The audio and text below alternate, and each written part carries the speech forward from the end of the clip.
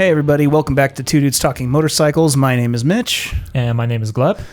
You can follow us on all the socials at tdtmotorcycles. That's for Instagram, on YouTube. If you want to email us as well, we have email us at tdtmotorcycles@gmail.com. Comments, questions, concerns. And you can also follow me on my personal Instagram at GlebLapham. And you can follow me, Meech to the Beach, but I don't post anything anymore. So, But we are back. We took a little bit of a hiatus, a little 2-week hiatus, and we might be taking another one next week because we're both going to be out of town. It's the summer. It's kind of this weird thing where basically all the things are happening all at once. We'll see if we try to squeeze in another episode or not. Yeah. And we were really late on getting the notice about the delay, about the break. yeah, that is true because we kind of decided. It was like because you were also out of town. Yeah. Then we had basically a lot of things. Yeah. But we recently did the DGR. That was last weekend. And we decided to not stick with the whole big group this time around. We kind of got our own usual like local riding group that we do, all our buddies and stuff, and did our own little ride instead. And it was nice. It was nice to just like, I think that was really good for the mental health, was to just get like the people that we know. I agree. You know, and it's not that there's not cool people at the DGR. We went up to like the starting point. Yeah, we still met to look at the bikes and participate and stuff. Yeah. We just didn't do the whole ride with the rest of the group just because it gets a little too chaotic for my liking, and I prefer to stick to our own small little group. Yeah, and that's more or less how I felt. But it was the chaos was like one factor, but more often for me it was more just like. So, you know, I just want to ride like with a few people. Yeah, you know, I agree.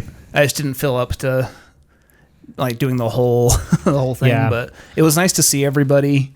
Yeah, what was like your favorite bike? One that like stood out to you the most that you saw up there? That you didn't prep me for that. It's tough because there was that old like Royal Enfield that looked like an old like World War II like surplus bike. Yeah, like the army color, army green. That thing was old. You could tell it was old too. It was nice looking. That thing was pretty sweet. I think my favorite probably would have been that. It was that guy had like the Ducati. Oh, like that's the library right. And stuff like that. I think the Ducati was at 993. Yeah, and he had like the carbon fiber. Yeah, carbon fiber wheels. Yeah. Like bunch of carbon fiber fairings. I'm like, that thing's got to be scary to ride because it's got to be so light. I don't think I've ever seen a bike with carbon fiber wheels in person. You know, it's just always cool to see those old Ducatis too. It's pretty fun. And then my second favorite's always seeing that Ural with the side cart there and stuff. Yeah, there were 2 Urals this year. Yeah. It's such a cool looking bike. I like it. I'd take one of those off road. Oh, 100%. Yeah, it'll be. I really want one. Put it in 3-wheel drive. Yeah, I really want one just to have one. Yeah, I'm from Russia, so I feel like I just need to have it. Yeah. I need to have one. Yeah. There is a dealer up in Idaho that sells them. It'd be cool to try. Gotta take a day trip. Yeah, take a little day trip up there. Take one out for give them a call. Demo ride. Give them a call. I really want to. I really need to find out like if they have demos and stuff. That'd be pretty fun. Actually, if we went up and did that, we could have like a site. We could take turns riding in the sidecar. That would be hilarious.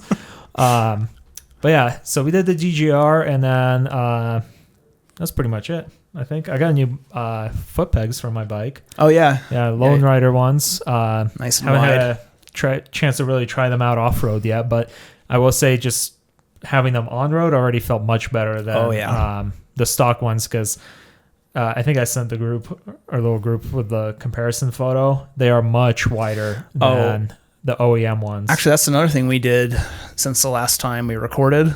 We did that off-road day with Emerson. Oh yeah, we did up to Ant Flats. Yep. And, well, we tried to get on the BDR part, but it was still closed. We were a weekend too early. Yeah.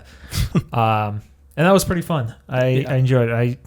I feel like I felt pretty confident off-road. I feel like I was doing pretty good, but I've yet to hit any kind of steep declining hills since that California. Threw me off. Yeah. So I do want to do it more and stuff. It kind of sucks that it's getting like hotter and hotter.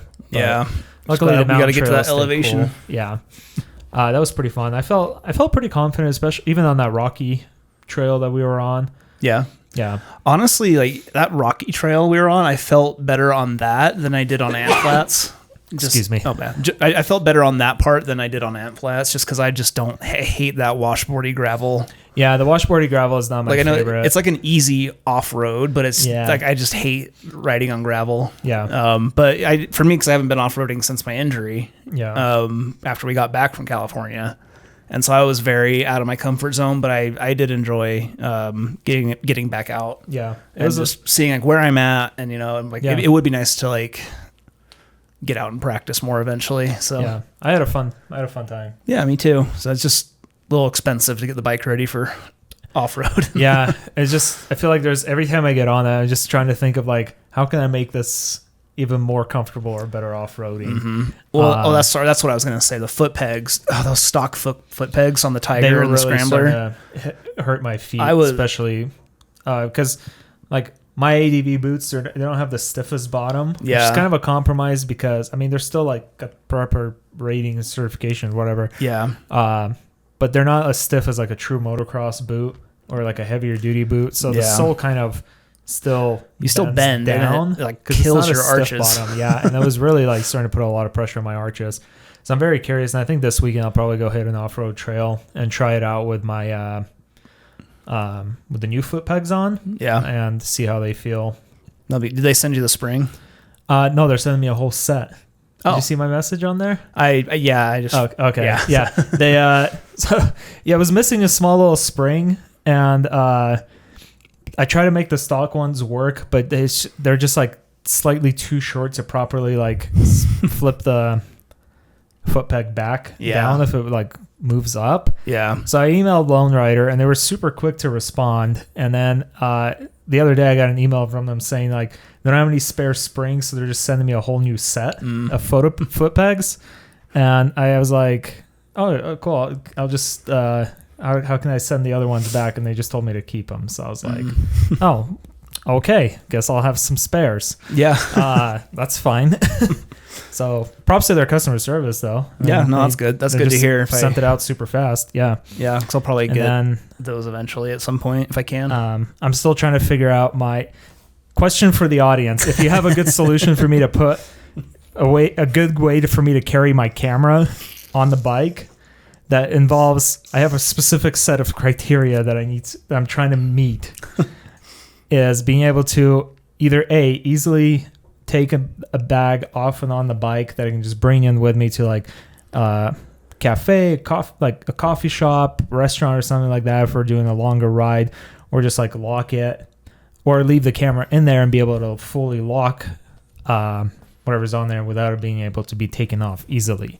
My original plan was to go with a Triumph top box and just call it that, because I'll be able to put my camera bag in there, get to a stop, pop it open, take it out, carry it with me, or just leave it locked if I'm going in for a short time. Yeah. Makes it much easier, and it's going to stay protected in the aluminum case. Yeah. But then I kept looking. They're pretty expensive. They also are a little bit on the heavier side and a little bulkier side. So I was like, maybe I want to go with the Pelican case and just like bolt it onto the back. But I can't find the Pelican case that has the right dimensions to also fit a camera bag in there, because I don't want to be walking around with a Pelican case. Yeah. Because that's just too much of a hassle too. Looks like you're carrying like a drug deal or something. Yeah. It's like a suitcase. I'm going to just have like handcuffed to my hand like in a movie or something. So that's the problem with that. And then Moscow Moto actually came out with a new tail bag.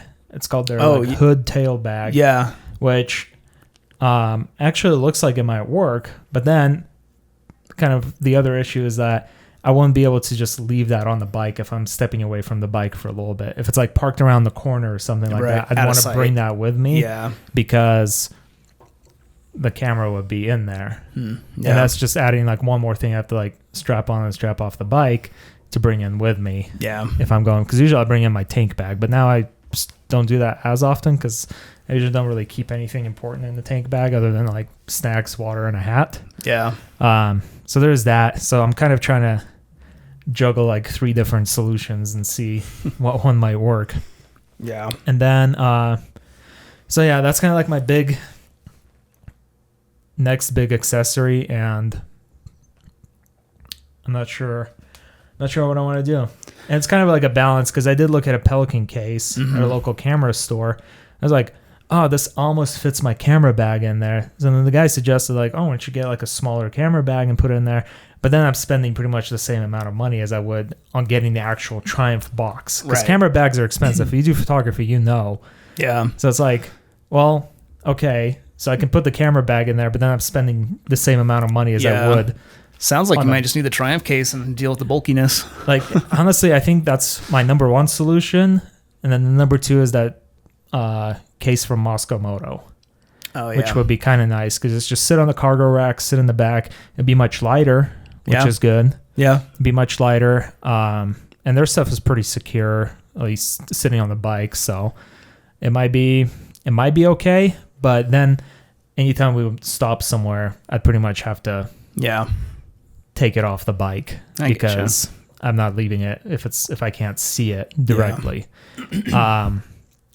But the nice thing about it is, I guess that's the other criteria, is like I want to be able to easily take my camera for photos versus like you saw me on a California trip where I'm like unstrapping my backpack just to unzip the compartment, get the camera out, and then have to redo it all. Yeah. Basically just want to be able to like open, grab camera, take photo, put it back in, lock, close, go. Yeah. Which I think the Moscow bag will allow me to do that because it's just a top zipper or a clamp and you open it. Yeah. So I don't know. We'll figure it out. Yeah. Let's look at some reviews and videos of that bag specifically.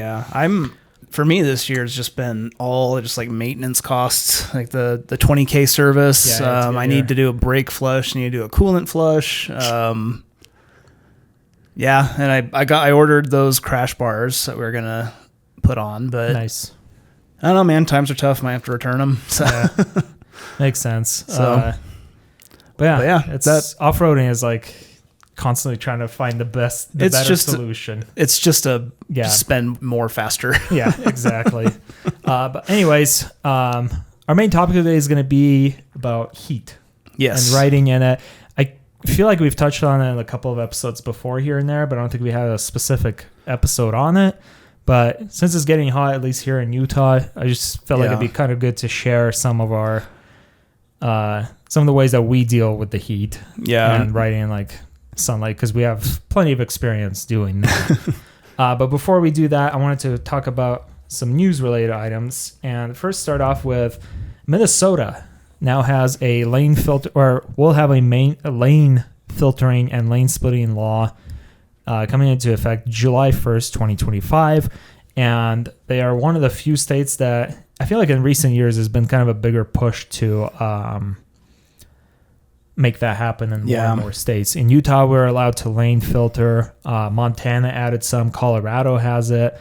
California has always had filtering and splitting. Minnesota is now adding it. I don't know. I can't remember off the top of my head if there's any other states. But what's cool is it looks like Minnesota decided to go with the route of both adding filtering and splitting language to the law. And for splitting, it's basically you're allowed to lane split if it's two or more lanes in the same direction, two or more lanes of travel in the same direction. The traffic situation, the traffic is moving, and if those two conditions are met, you can pass between vehicles in the same direction within the same lanes. A motorcyclist engaging in lane splitting under Minnesota state law must not split at any speeds over 25 miles an hour. Sounds fair. And additionally, engaging in lane splitting must not be going 15 miles an hour above the current speed of traffic. And it's, to me, especially that first part where it's like, must not split at any speed over 25 miles an hour. It sounds like it's very geared towards like interstate traffic. Yeah. So traffic's moving much slower than the actual speed limit. Bike can go through, but it doesn't look like you can filter going 80 miles an hour. Oh, yeah. Honestly, it just doesn't sound safe to me. No. And I think this is like the best way to go about it is like, because there's often times where I've been stuck in traffic on the freeway on my bike and I'm like, I can go right in between these two cars easily. But I also don't want to get pulled over. Yeah. Don't break the law. I have not lane split in heavy traffic before. I don't think I have either. Yeah, I don't do that. No. So, So it is pretty nice that they added that. And then they also have a provision for lane filtering, which is sort of similar, but the traffic must be stopped. Also includes two or more lanes in the same direction of travel. The traffic must be stopped, and the motorcyclist can't be going greater than 15 miles an hour around the stop traffic, which is very similar to what we have here in Utah. But I don't see... But here it doesn't say anything about only being applicable to roads with a 45 mile an hour speed limit or lower, like we do here in Utah. Oh yeah, we do that. Yeah. So Montana, if I remember right, actually lets people filter even. They don't have splitting, so you can't split. Yeah, you can't split, but you can filter even on just like a 2-lane road. Yeah. So it's kind of nice, and I do wish Utah would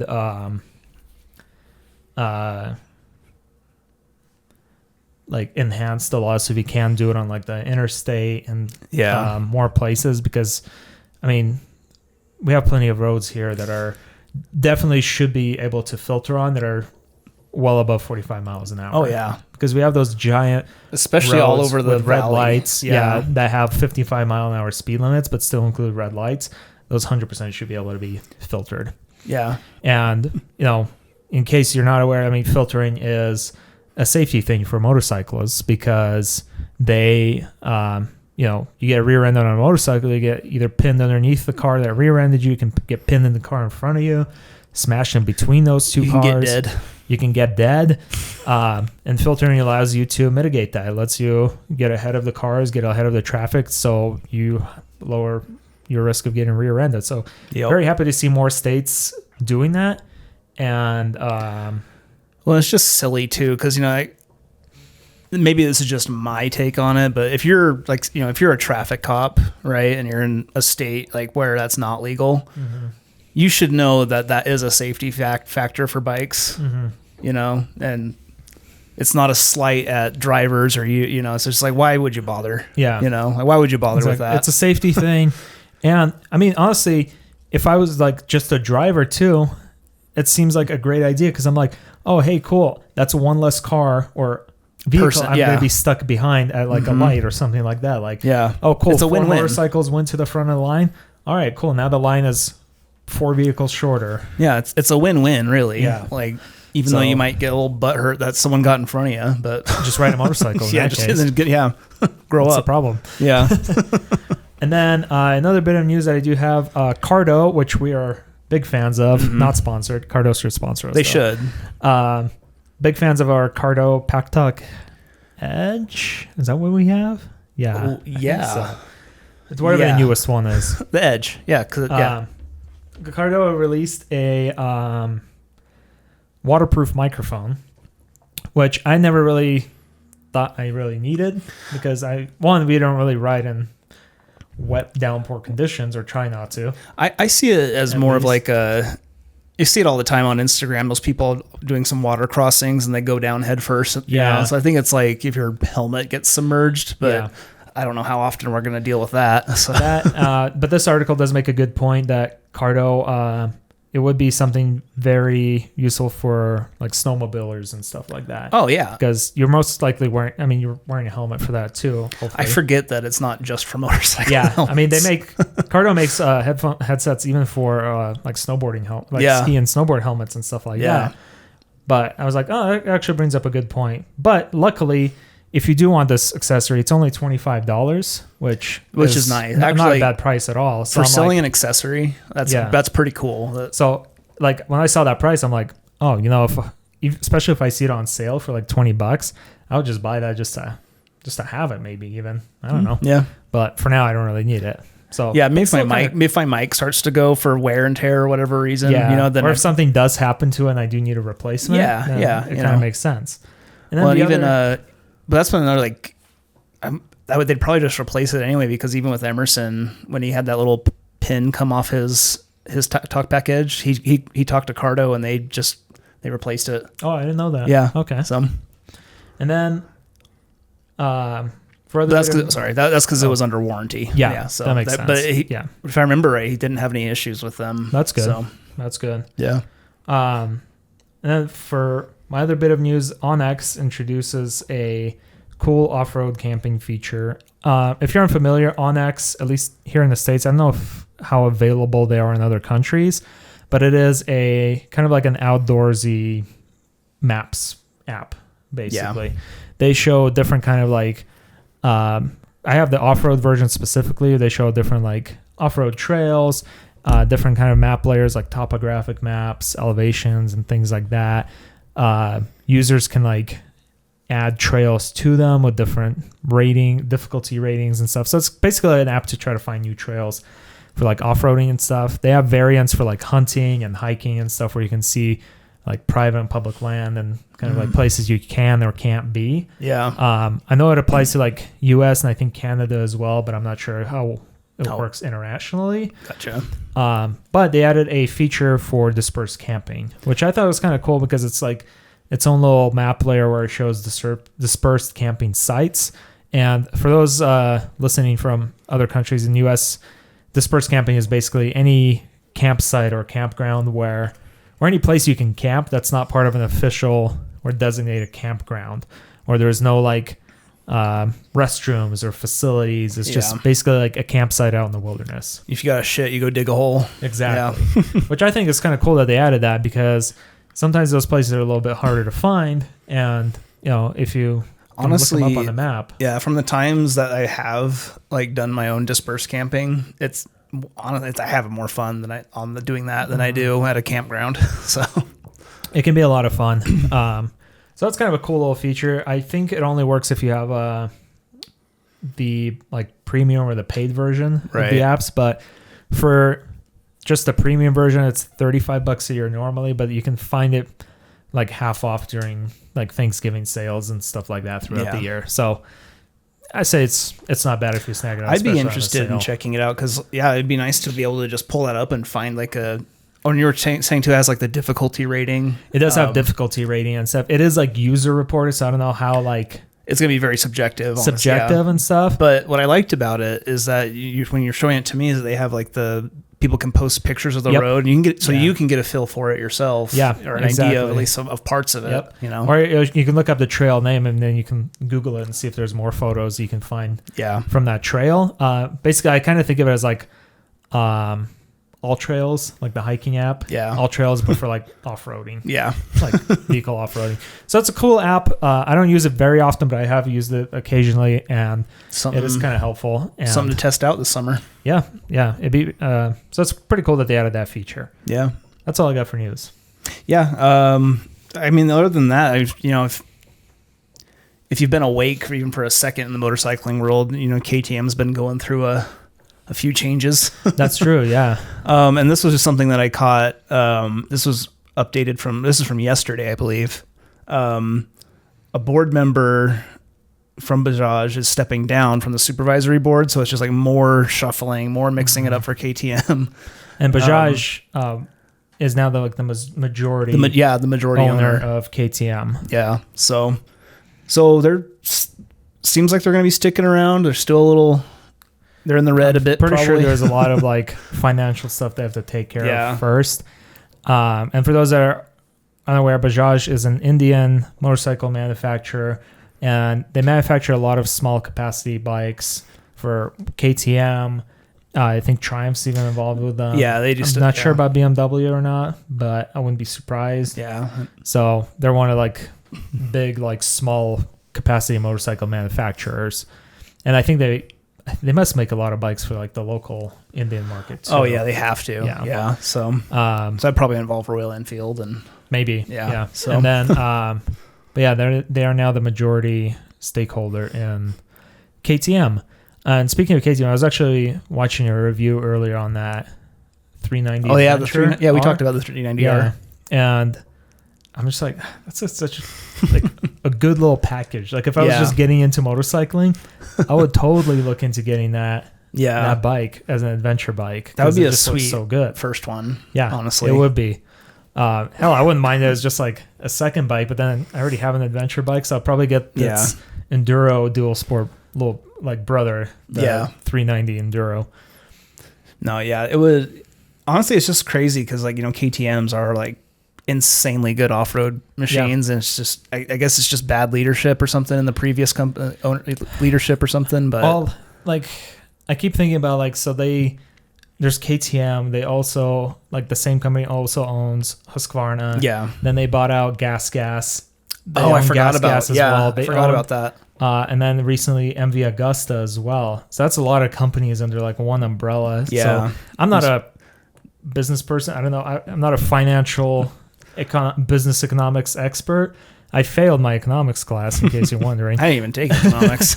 But it just seems to me that they really spent a lot of money to acquire all these different companies and haven't really been able to make up for it with like sales and other revenue streams. Maybe they just bit off more than they could chew. Sounds to me, to my head, like that's what it sounds like. Their eyes got bigger than their stomach. Yep. So, should we move on to our main topic? Yeah. So just a little update in the world, but riding in the heat. But before we jump into that, as always, you can support the podcast by using our Revzilla link in the description below. So if you're already shopping for gear, feel free to use our link. It gives us a little bit of a kickback. It doesn't cost you anything extra, but it does help out the show. Alternatively, you can also hit us up on buymeacoffee.com/tdtmotorcycles and donate to the podcast that way to also help support the show. Yeah. Back to the main topic. Yeah. The sticky heat. The sticky heat. I guess depending on where you live. Yeah. Because here we have a very dry heat. Yeah.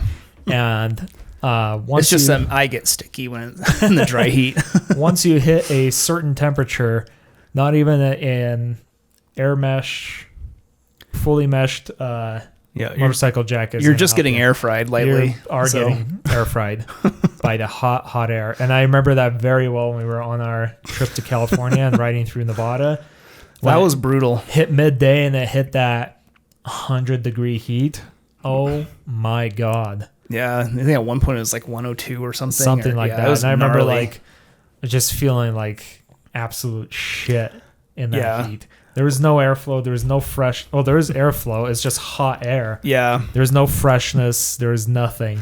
Well, and like, yeah, and I remember too. So not just like on the way to and coming back from going through Nevada and all that stuff, how hot it was. But for some reason, I just remember like when we left Lake Tahoe and we were heading down near San Francisco. Sacramento. Jeez, I lost it. But on that, just in the middle of California there, I was just like, oh my God. It was so goddamn hot. Maybe it's because we were in the mountains, we were higher up. Maybe. I just remember there was like no airflow that day. Nothing. And we were on tarmac. So stuffy and hot, just boiling. I remember us stopping at like a few gas stations, pouring water down like our shirts and head and like just the little chugging water. Yeah. But that's the gist of it. Stay hydrated. Well, and you'd think, right? But then like in preparing for this episode, like we just saw on something here, it's like there's arguments. It's like, and anything below 93 airflow should still like help cool you a little bit. Yeah. But once you're above that 93 or above, then it's like that air is actually heating you because it's getting trapped. Yeah. And like and if you're sweating, it's evaporating too quickly. Yep. So you just got to plan accordingly, and then it gets rough. It gets rough. What's your go-to staying cool? Honestly, like going back to that California trip, I think the biggest thing that helped me is just basically soaking my shirt, pouring water down my shirt and jacket and stuff like that. I wasn't wearing a mesh jacket. I was wearing my we're in our adventure jacket and stuff, which I did have the vents open. And I have heard online before, like people that do travel through like hotter places and stuff like that, but they still have like their waterproof or water resistant jackets.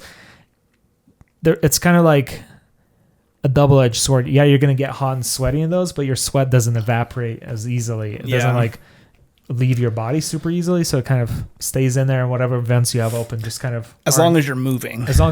Once you stop, you're pretty much dead. Yeah. And but with like the mesh jacket, it just evaporates so quick, but soaking my shirt in water definitely helped out a lot, at least for 40 minutes to an hour before we make another stop to drink more water. Yeah. And all of that.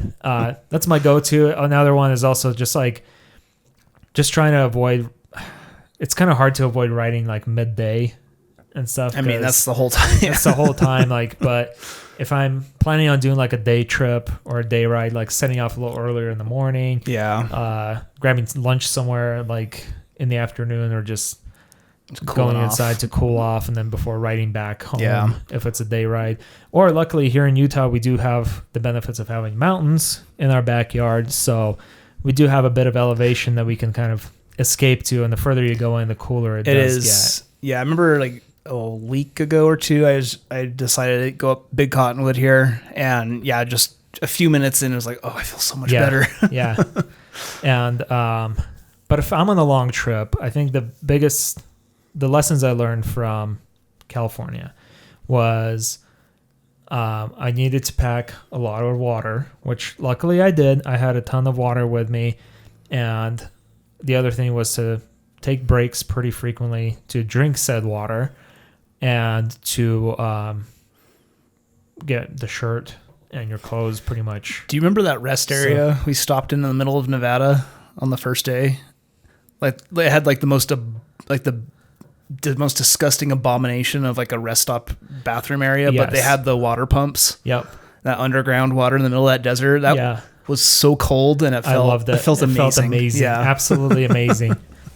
I also, and the thing I remember, like I go like hiking and running and stuff like that, is keep those electrolytes in your body. So I remember like on a California trip, I don't think I ended up using them, but I did pack some of those just like electrolyte packets. Yeah. They just chuck in the water, you mix it up a little bit, you can drink it because your body's losing that salt through sweating and stuff, and you need that. I just remember at every stop salt. I was buying like a Gatorade or a Powerade. Yeah, Gatorade, Powerade, like Body Armor, any of those sports drinks that have electrolytes in them. Yeah, I'll make sure to like keep up on those as well, because they do help hydrate you and keep the essential like salts in your body. Yeah, and I think what I need to do is, you know, on that trip, all this time we've been riding, I think I've only carried like a Camelback once. Yeah, on a trip or something.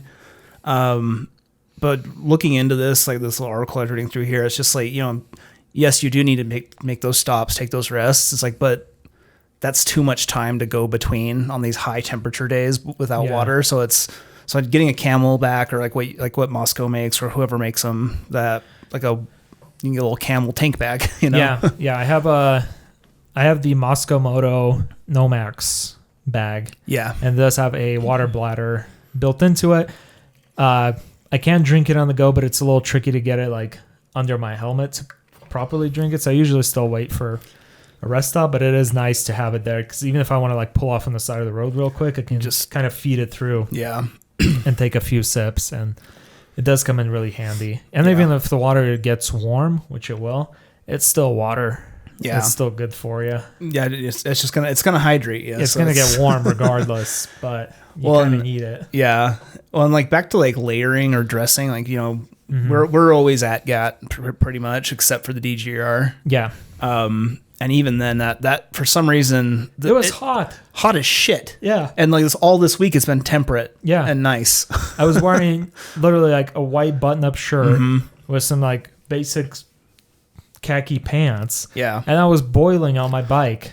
Good Lord. Yeah, it was rough. Yeah. And I got the weirdest tan lines because I rolled my sleeves. Yeah. It's like, yeah, but I noticed though, because like when I had to get a new white shirt just because it was time, and, you know, I had the other one for so long, and that one was like those polyester mixes that you get. But this time I got a 100% cotton white shirt. It makes a big difference. Massive difference. Yep. And so much better. That's what I was riding in, and I do feel good when we were moving. It's just standing still. That sun's still kind of. It was just so hot. If it hadn't. I don't know why it always has to be the hottest day. That it really is. And it is because our DGR got postponed because of weather, and it was way too cold. Yep. So. There's no in between. But then literally the next day it was perfect for riding. Yeah. It sucked. But I was going to say, I also, it was like, it was that, it was my time of the month to go into the office, you know? Yeah. And when I left in the morning yesterday, it was like 50 degrees, you know, left early, and it's like, oh, it's a little too chilly for the mesh jacket, but it's going to warm up. But I just wore my Kevlar, my Axe shirt, my riding shirt. Yeah. And it was fine. Very comfortable on the way there. And I was surprised because it was like 80 or something degrees. And I was like, this is going to be sweaty and sticky, you know, going home.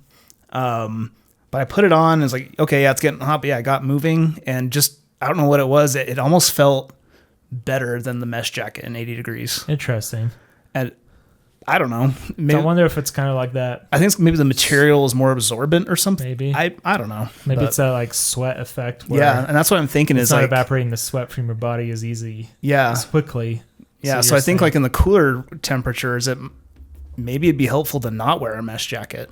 I don't know, but I Well, kind so of when I say cooler, like in that Yeah. 80 high 70 mark, Yeah. maybe wearing not mesh would actually be more helpful because I'd be smellier. But yeah, I'm very curious to like do like a comparison in like a very hot summer day, like when it hits 100 degrees. I don't think that's a good time because I think after that point, like it says anything above 93, it's just I don't think there's. That's what I'm thinking is like doing a day with just wearing like my adventure jacket with like the vents kind of zipped up and just minimal airflow to see how it feels versus like a full on mesh jacket to see like how noticeable the difference is between my sweatiness level. I need to. Well, my adventure jacket is I have the Alpine Star like Bogata one or something, and that thing's like all vents once you unzip everything. Yeah, it's got some big vents on. Really, and I love that thing actually. Other than that, it's I wish I had like a lighter color. The black color is just way too hot in the sun. Yeah, but I feel like I noticed that a little bit is like when I unzip everything. After a while, it's just like, okay, now I'm just hot. Yeah. You know? Yeah, I feel that. But maybe if I leave like the back just unzipped, but not down. Yeah. That way air can still pass through, but not as quickly. Yeah. That's what I'm thinking. It's like, it's kind of that effect is going to happen. Mm-hmm. And then like the other thing is, and now that you mentioned like the color of your gear. Yeah. So I made a mistake of when I first got my bike of buying a black helmet, a black jacket, and dark pants because it looks cool. Black looks cool, especially on the bike. Mm-hmm. Will I ever do that again? Absolutely not. Nope. My current jacket is white and black and white. So the shoulders, especially like at the top, it's white, so it doesn't absorb the heat as well. And then my next helmet is going to be either white or silver or some kind of lighter color. Yeah. Not a black helmet again. I still, because I wore my old helmet, my black one, my GT Air 2, to go wash my bike before the DGR. I was just like, whatever. It's lighter. I don't feel like putting on the Hornet. Yeah. And it was like sunsetting, but I was noticing like I can still feel the sun on it. Oh, really? And then the next day wearing my white helmet, it's like, I feel a difference. There's a difference. Yeah, the black top cooks you. Yeah. So it just retains that heat really well. That's the other thing I do want to buy for my bike this summer. Well, for me, I guess technically this summer is a new helmet because mine's already 5 years old. And it's a good time to upgrade it anyways. I want you to buy a new helmet too. And and I wouldn't mind something a little lighter than the Shoei. The Shoei is a little on the heavier side, but mainly it's just because I kind of want a new helmet. Yeah. I kind of want something new, something a little different, and then definitely like a lighter color, either white, silver, or if they have some cool one with like some cool graphics, I'll probably go for that. Yeah. But anything but black. Yeah. The black is just, it's too much. It's for where we way live. Too hot. Yeah. In any black gear. Yeah. Well, our summers get so miserable, like especially come July, August. July, August are pretty they're rough, man. Pretty rough. Yeah. So if you're in Utah, Yeah. So that's the other thing is like dark colored gear is not your friend in the summer. Yeah. Not at all. Unless you're somewhere more temperate. And I don't know how people in Arizona ride bikes. I honestly don't know. I don't think I'd leave my house in Arizona like midday. You'd become a shut-in. 120 degree temperatures and stuff. Yeah. That sounds absolutely insane to me. Yeah, that sounds pretty And then rough. And kind of like the other issue you got to consider is like your bike overheating potentially I mean, we both have water-cooled bikes, which does kind of help out a ton.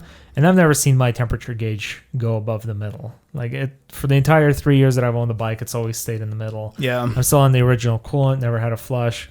Temperature always seems okay.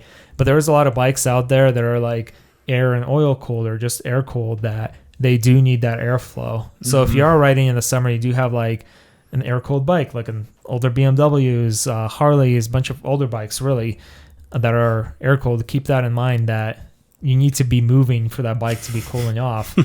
so it doesn't cook itself. Yeah. Basically, and that would be bad. Yeah, a little bit. Yeah. So, but and then the other thing is, I think just general preparedness. Know how far you're riding. Know how long you're going to be riding. Know, like, check the weather ahead of check the weather ahead of time to see like how hot it's going to be, how humid it's going to be, whether it's going to rain or not and stuff. And also, honestly, I'm not a big fan of riding in the rain, but when it's 100 degrees out and you get hit by that random, like, even light rainstorm, God damn, that feels amazing. Well, yeah, even like after when we were off-roading a few weeks ago, we were hitting up Monte Cristo, and that weird little like shower came down for like what, maybe a minute or two, and it's like, oh, that feels nice. Yeah. Or when we were riding to California, we finally like got past Reno and started going towards Tahoe. Oh yeah, we finally got a little sprinkle of rain, and it got down to like, it literally went from like 100 degrees to like mid 80s. It was wonderful. So we're gaining elevation plus the rain. It felt absolutely amazing. It's like we hit the oasis. So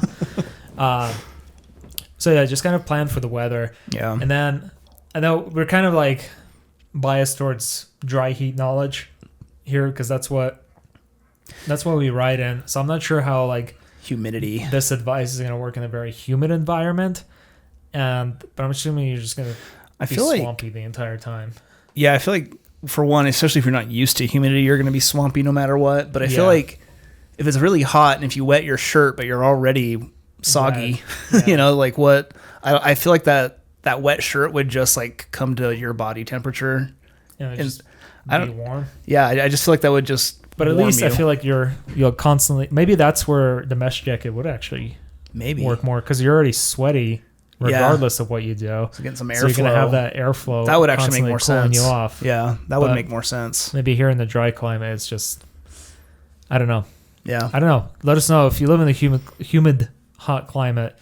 Let us know what's your go-to, like, stay cool. Yeah, go-to way to stay cool in the summers and stuff, because I honestly have no idea. I'm not a big fan of heat, period. Humidity plus heat sounds absolutely awful. Yeah. Oh, I would also include too, like, you know, I don't know how many people wear like mesh shoes. Like I have some mesh riding shoes. Same here. You know, those do help, but what really helps is if you wear wool socks, not big old thick wool socks. Yep.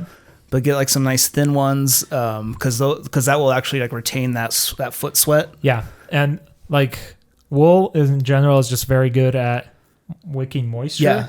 But it also doesn't it doesn't stink like synthetic material does.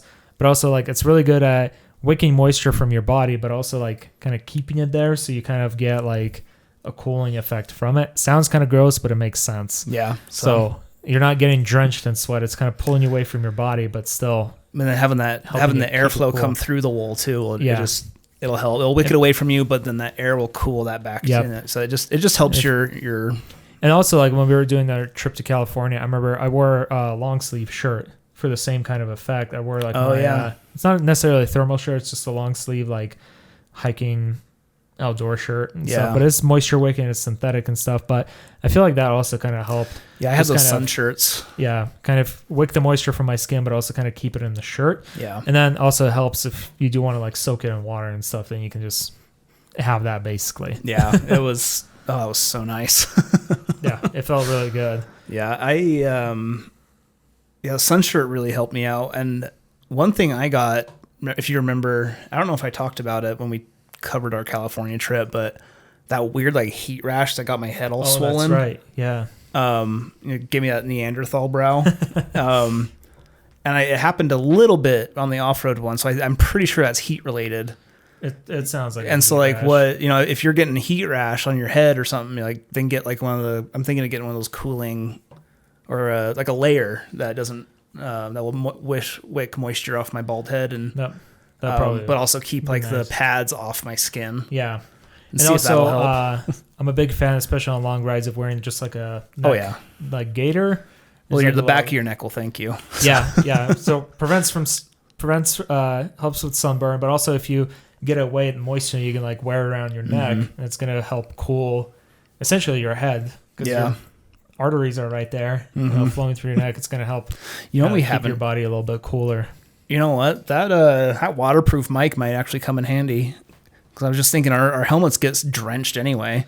Yeah, just pour some cold water on the pads and see that's what happens. Never done that, but yeah, I haven't either. Let's get some mics and test it out. And then the other thing is don't forget sunscreen. Yeah, that's like one of the biggest ones. There's always little parts of the skin that stay exposed to sunlight. I don't know if it'll show on the camera, maybe a little bit, but like I got the weirdest because I put sunscreen on before our ride. Yeah. But exactly where the shirt was and my gloves were, where the sunscreen wore off, that's where I have the little sunburns. And it's just, but like in between, it's like it got tan but not burned. But then on the edges where it rubbed off, that's where I got burned. I remember like on the California trip, the back of my neck. Oh, you got bad. Yeah. Hella burned because I didn't put any sunscreen on. I didn't even think about it. I'm just riding along and there's like that nice little gap between the collar of my jacket. For the record, and the helmet. I kept offering I ran out of sunscreen midway through the trip, but on the way there I was like, do you guys need sunscreen? And you're like, no, we're good. Yeah, that's true. And it's like, okay. That was my mistake. Surprisingly, that sunburn, like it was bad, but it didn't hurt. It didn't even peel, so it just kind of tanned. Yeah, I think we all got like the outline of our helmet visors. I did get a little bit of an outline on my head. I feel like I constantly have that from either snowboarding or from motorcycling in the summer. And but yeah, sunscreen is important. Skin cancer is bad. Also, sun will, not good for your skin. I'm not the best about remembering to put on sunscreen if I go out somewhere, but if I'm going to be out in the sun for a while, then I'm a little bit more vigilant about it. I also try to put it on my face and stuff, especially when we're doing rides. Wear sunscreen. Or if you don't like sunscreen, wear a thin long sleeve shirt.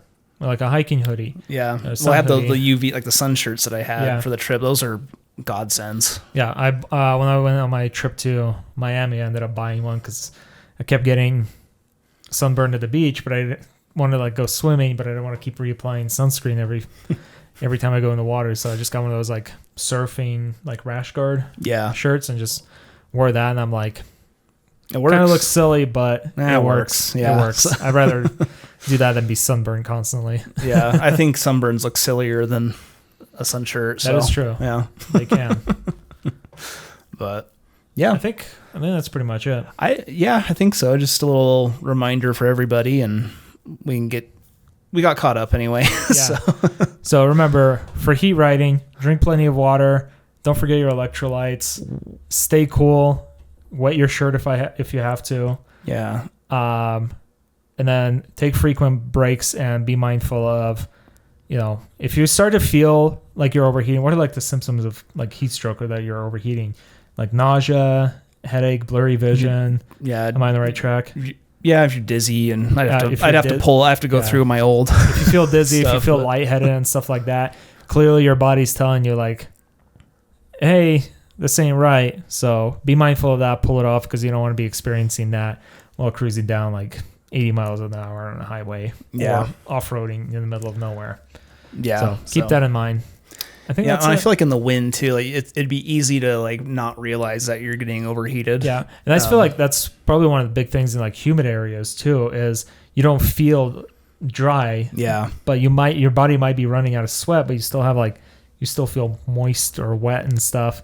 So I think it's equally as important, if not even more important, to just keep drinking water, staying hydrated, keep your electrolytes up, and all the good stuff. But yeah, other than that, like, because I didn't actually fact check you, I can't remember all that stuff off the top of my head. But just you can look it up and like what are the signs of heat exhaustion, and if it gets so bad when you get to the point of heat stroke, I mean, you're probably not on the bike if you're on. If it's you're probably getting off at that point. But anyways, I think that's it.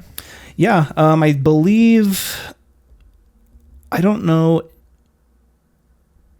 Oh, actually, we did have an email since our last episode. This is about electric bikes from Paul.